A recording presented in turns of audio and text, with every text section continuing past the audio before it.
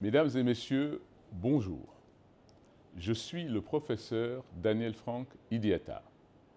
Je suis linguiste spécialiste de l'acquisition du langage chez les enfants. Je suis enseignant-chercheur à l'université Omar Bongo. Nous sommes le 21 février, Journée internationale de la langue maternelle. J'ai donc décidé, comme chaque année, de publier cette vidéo pour partager avec vous certains éléments essentiels relativement aux langues gabonaises. Alors, la première chose, c'est d'abord revenir encore et encore sur le concept de langue maternelle. Ce concept est très mal utilisé dans notre pays. Lorsqu'on parle de langue maternelle, pour référer aux langues dites nationales ou aux langues vernaculaires, ça n'est pas vrai. En effet, la langue maternelle se définit comme la première langue acquise par un individu. Il y a des individus qui ont donc une langue maternelle, mais il y en a d'autres dans des situations de bilinguisme ou de trilinguisme qui vont acquérir en même temps plus d'une langue. Donc, vous avez bien compris, quand on parle de langue maternelle pour référer aux langues gabonaises, c'est un contresens ou un non-sens pour plusieurs enfants gabonais, notamment ceux vivant dans les villes dont la langue maternelle est le français. Nous connaissons ici à Libreville des centaines, voire des milliers d'enfants qui ne parlent plus ou qui ne comprennent plus et ne parlent plus que le français, qui n'ont aucun accès à la langue de la communauté de leurs parents. Lorsque les parents sont de la même ethnie, la même langue, ou lorsque les parents sont d'ethnies différentes, des langues différentes. Donc il faut bien avoir en tête le fait qu'au Gabon, il y a de plus en plus d'enfants dont la langue maternelle n'est pas une langue gabonaise, donc n'est pas une langue de la communauté. Attention, je ne dis pas qu'il n'y a pas d'enfants dont la langue maternelle est une langue gabonaise. Il y en a. Mais je voulais quand même faire ou apporter cette clarification. La deuxième chose, et c'est très important aussi, parlant des langues gabonaises, c'est de dire que lorsqu'on parle de promotion des langues gabonaises, il faut savoir que ces langues-là sont de petites langues. Ce sont des langues minoritaires. Le Gabon n'a que 2 petits millions d'habitants pour une cinquantaine de langues, sachant que chaque langue est la langue d'une communauté ethnique, donc la langue appartient à une communauté. L'Isangou est la langue des Massangou, le Lembama est la langue des Ambama, le Latere est la langue des Atere, l'Inzebi est la langue des Banzebi, l'Ipunu est la langue des Bapunu, etc., etc. Et donc, il faut savoir qu'il y a 3 grandes communautés au Gabon. Dans le désordre, ou même dans l'ordre, je ne le sais pas, c'est le Fan, ce sont les plus nombreux. Et donc, les Fan parlent l'une des 6 variantes que nous connaissons. Et nous avons ensuite l'Inzebi et l'Ipunu. Ah. Je ne sais pas qui est en deuxième position du point de vue numérique entre Punu et Nzebi, mais dans tous les cas, on sait que la communauté Fan est la plus importante du Gabon du point de vue numérique et les 2 autres suivent. Et vous allez retrouver plusieurs communautés aujourd'hui qui ne sont plus peuplées que par quelques dizaines de personnes, quelques centaines de personnes, ou 1000 ou moins de 1000 personnes, voire quelques milliers. Tiens, si je vous parle des Osamaï, vous en avez entendu parler? Combien sont-ils? Si je vous parle des Chiwa, vous en avez entendu parler? Combien sont-ils? Si je vous parle des Metombolo, en avez-vous entendu parler? Tiens, en avez-vous rencontré à l'école, dans les bureaux comme collègues de travail? Il y a comme ça des communautés gabonaises sous-peuplée, très largement sous-peuplée, et dont on est sûr que les langues sont en voie d'extinction. Le processus est même très avancé. Il est avancé pourquoi? Parce que lorsque vous êtes minoritaire dans une localité, du point de vue numérique, vous avez du mal à imposer vos us et coutumes. Généralement, vous allez épouser quelqu'un d'une autre communauté. Par exemple, imaginez une femme au Samaï qui épouse un mari Fang. C'est clair à tous les coups que la culture Fang va s'imposer à la maison. Elle va s'imposer dans la vie de tous les jours et il y a fort à parier que l'enfant à naître aura la culture Fang, surtout lorsqu'on sait, s'agissant des Fang du Nord par exemple, qui repartent presque systématiquement dans leur village, investissent dans leur village, les enterrements, c'est dans leur village. Ça n'est plus tout à fait le cas pour toutes les communautés du Gabon. Alors la deuxième chose, s'agissant des langues du Gabon, c'est l'urbanisation à outrance de la population. 80% de la population gabonaise, voire plus, réside en ville, notamment Libreville. On parle d'environ 70%, voire même plus, de toute la population gabonaise à Libreville.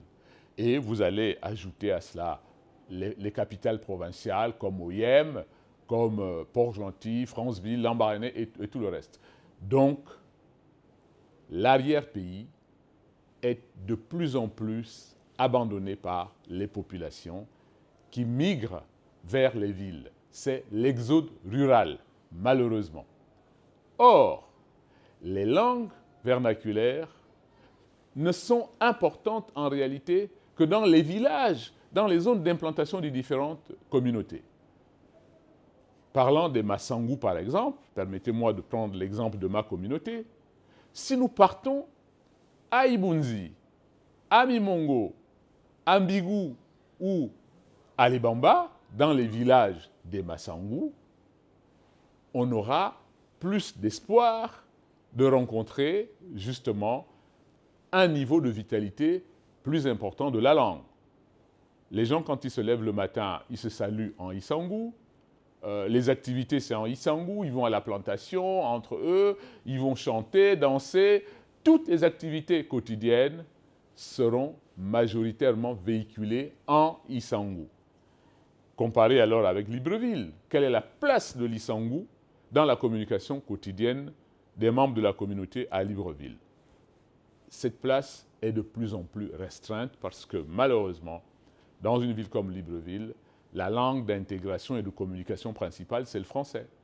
Quand vous sortez de chez vous et vous devez prendre le taxi, vous allez le négocier en français. Vous allez au marché, c'est en français. Vous allez à l'école, c'est en français. Vous allez à Montbouette, je disais au marché, c'est en français. La radio, c'est en français. La télé, c'est en français. Le numérique, tout ce qui est réseaux sociaux et autres, c'est en français. Et donc, vous voyez là que les langues gabonaises, malheureusement, sont des langues en grand danger d'extinction. Je vous le redis, nous ne serons pas vivants dans 200 ans, mais je peux vous assurer, en tout cas, toutes les études linguistiques sur la vitalité des langues du Gabon sont formelles. Les prévisions sont très, très pessimistes. Dans 200 ans, plus de la moitié de ces langues vont disparaître. Non pas que les communautés vont disparaître. Les communautés vont perdurer, mais les gens vont vivre ce que l'on appelle la substitution linguistique, dans ce sens que les gens vont parler d'autres langues, les langues d'autres communautés. Tenez, je connais des gens qui ne sont pas mienais, qui ne sont pas mpongwe à Libreville. Il suffit de prendre les noms. Il y a même des noms d'Afrique de l'Ouest. Ils ne sont pas mpongwe, mais ils ont intégré la communauté mpongwe et ils ont adopté la langue des mpongwe. Partout. Je connais des Akele, je connais des Benga, je connais même des Sekiani, qui sont identifiés aujourd'hui comme étant des mpongwe, mais au départ, ce ne sont pas des mpongwe. Je connais des Zeshira, Bissir, qui sont en réalité des Akele. Donc, Des gens sont arrivés dans un village, voilà, ils se sont intégrés et ils s'identifient aujourd'hui comme Eshira. Alors qu'en réalité, lorsque vous faites une étude anthropologique sur 2, 3, 4 générations, vous vous rendez compte qu'en réalité, c'était des Akélés. Et ce sera comme ça, parce que les gens vont vivre dans un environnement qui n'est plus le leur, qui n'est plus le village de leur communauté, et vont vivre dans un environnement où il y a une communauté dominante, et auront donc cette tendance à intégrer cette communauté justement dominante. Donc voilà la problématique de ces langues-là. On peut ajouter le fait qu'il s'agit de langues orales. Nos langues ne sont pas des langues écrites. Nous n'avons pas des systèmes d'écriture au sens où on peut communiquer par l'écrit. La transmission de nos langues a jusqu'été ici une transmission orale.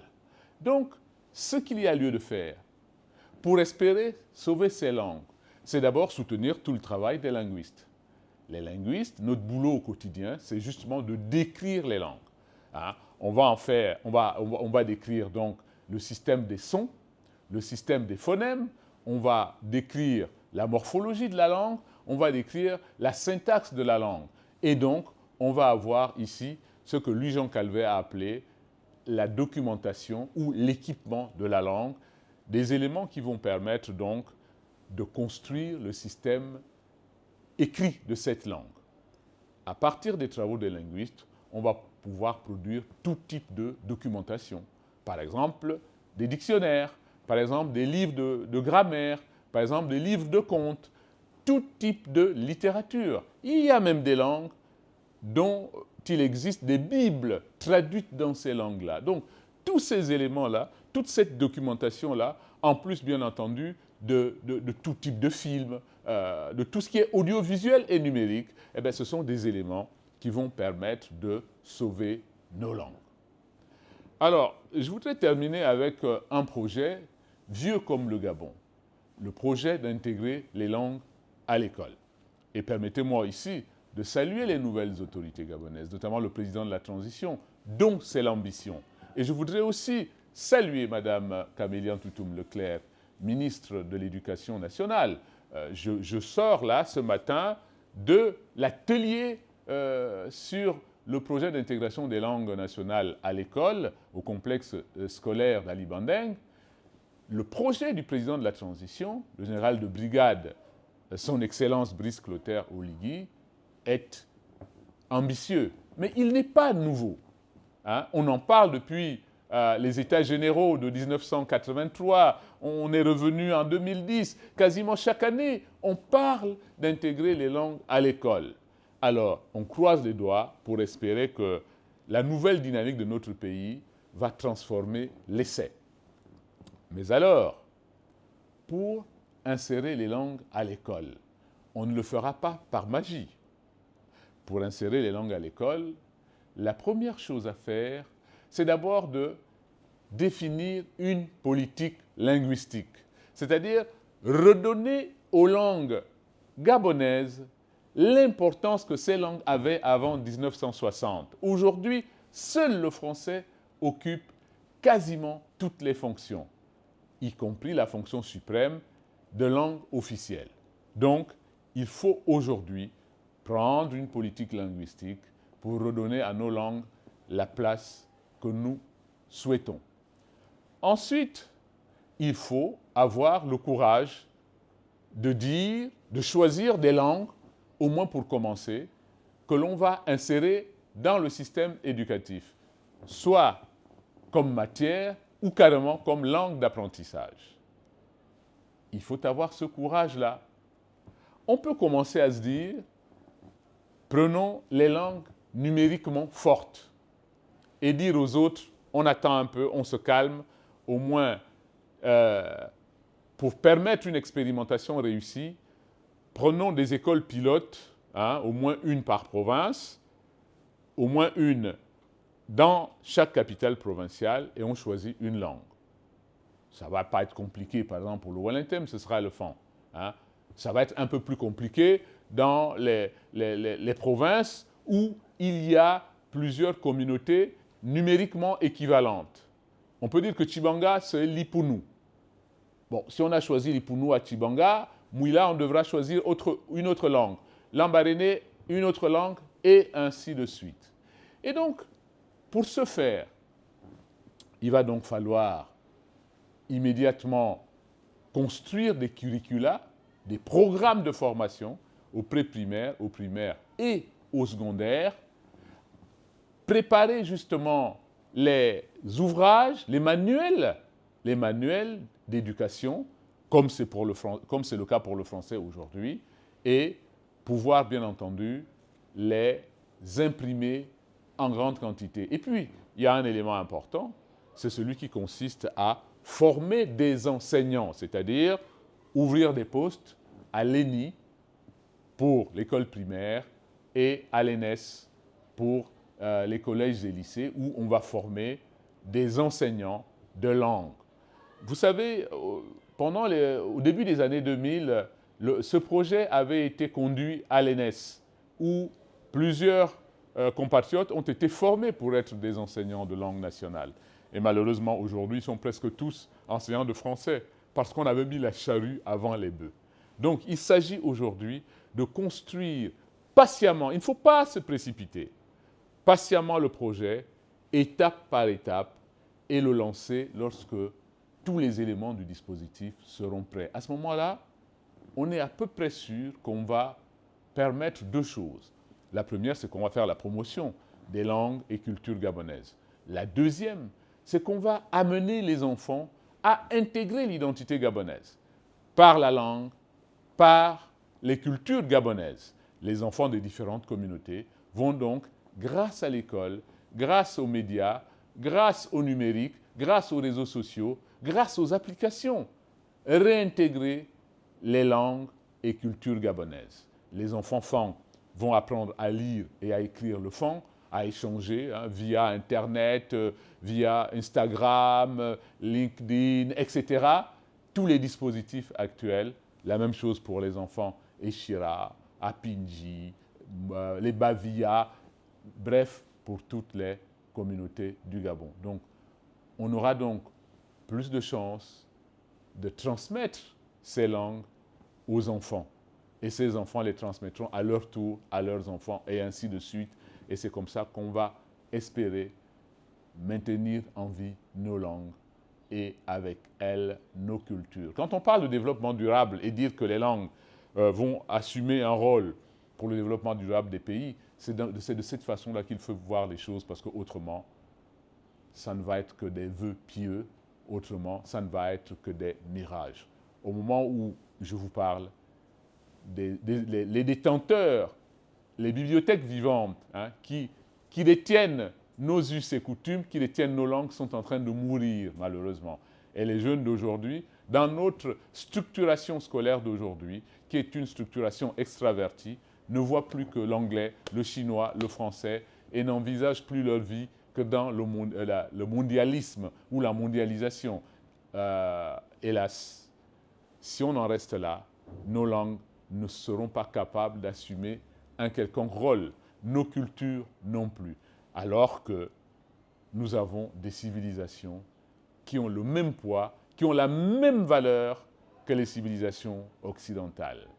Voilà ce que demande l'UNESCO et c'est ce message que j'ai voulu vous faire passer. Merci beaucoup.